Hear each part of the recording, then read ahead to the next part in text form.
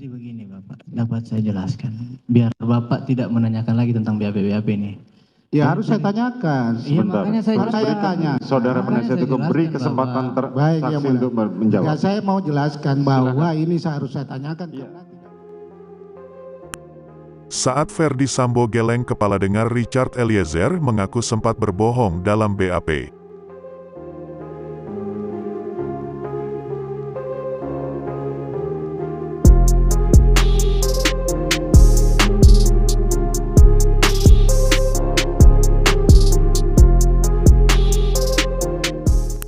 Ferdi Sambo terlihat sempat menjulingkan mata dan menggelengkan kepala saat kuasa hukumnya mencecar Barada Richard Eliezer Pudihang Lumiu alasan kenapa dia mengubah berita acara pemeriksaan, BAP.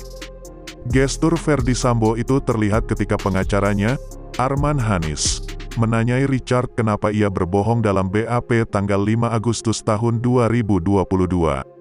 Saat itu Arman Hanis kembali mengungkit isi BAP tanggal 5 Agustus tahun 2022 sebelum akhirnya memberikan keterangan jujur dalam BAP tanggal 6 Agustus tahun 2022. Tadi Anda mengatakan bahwa waktu membuat pengakuan itu tanggal 6 Agustus benar, tanya Arman di Pengadilan Negeri Jakarta Selatan, Selasa, tanggal 13 Desember tahun 2022. Benar, jawab Richard. Itu ada BAP tidak? Tanya kembali Arman. Itu saya tulis tangan, pengakuan di tanggal 6 Agustus, jawab Richard.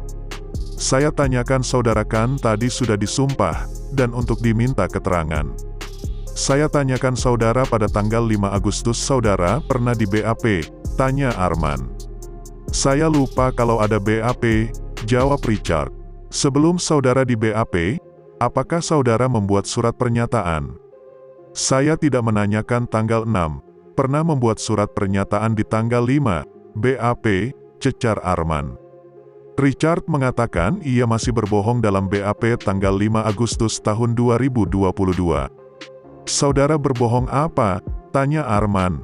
Berbohong bahwa saya tulis, dan saya jujur di tanggal 6 itu, ujar Baradae. Tanggal 5 yang berbohong itu apa saudara lupa? Tanggal 6 ingat, tanya Arman kembali. Tanggal 6 ya, yang saya jelaskan, jawab Richard. Arman kemudian heran kenapa Richard Eliezer masih berbohong pada tanggal 5 Agustus. Padahal menurutnya ia tidak berada dalam tekanan. Arman juga menanyakan maksud Richard berbohong. Saya ingatkan saudara pada tanggal 5, saudara di BAP menyampaikan dalam BAP tersebut saudara tidak menembak. Nanti kami perlihatkan yang mulia, bahwa yang menembak terdakwa, Ferdi Sambo, semuanya, benar tidak? Tanya Arman. Siap Bapak, di tanggal 5 iya. Keterangan BAP, kata Richard. Kenapa saudara berbohong? Tanya Arman. Karena masih bohong, jawab Richard. Iya bukan. Siapa yang menyuruh berbohong? Cecar Arman. Tidak ada yang suruh, tegas Richard. Richard menjelaskan dirinya berbohong selama 1 bulan mulai dari awal skenario baku tembak dengan Brigadir Yosua hingga memberikan keterangan yang menyebut Ferdi Sambo yang melepas semua tembakan ke Yosua. Selama 1 bulan bapak saya berbohong, kata Richard. Saya tanya yang ini bukan skenario. Di tanggal 5, tidak ada yang nyuruh, tanya Arman. Tidak ada, singkat Baradae. Tujuannya berbohong untuk apa? Kata Arman. Tidak ada tujuan Bapak, jawab Richard. Mendengar jawaban Richard tersebut, Ferdi Sambo tampak menggelengkan kepala. Guratan senyum terlihat pada kerut matanya pada wajah tertutup masker putih. Tahu tidak dengan kebohongan saudara itu, saudara terdakwa yang mengakui semuanya. Bukan saudara yang mengaku dalam persoalan ini, tanya Arman. Saya tulis tanggal 6 Bapak, keterangan jujur, kata Richard. Ada surat itu, surat pernyataan itu tetapi BAP inilah yang akhirnya ditanggapi terdakwa yang mulia kami ada buktinya, tanya Arman kembali. Siap, kata Richard. Akhirnya keterangan saudara terdakwa mengakui, semuanya. Jadi bukan saudara, Baradae, yang menjadi justice kolaborator di sini, tanya kuasa hukum. Siap, jawab Richard. Hari ini Richard Eliezer menjadi saksi dengan terdakwa Ferdi Sambo dan Putri Chandrawati.